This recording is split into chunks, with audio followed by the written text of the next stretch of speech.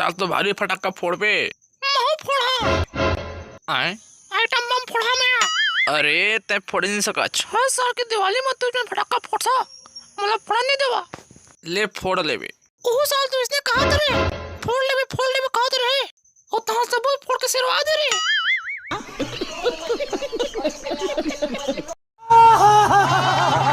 वाह क्या सीन है। मोर भाई साल 2 पैकेट आइटम बम लेके आवे में नहीं जाना। बे पकड़ी ले ली ख्याल में डोकी कहते तेला। अब बता। और 3 पैकेट अनार दाना। चल अहुल लिख दे जा।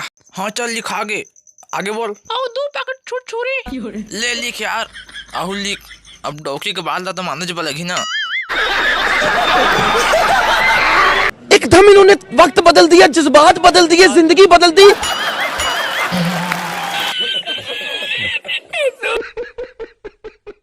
मजा आया।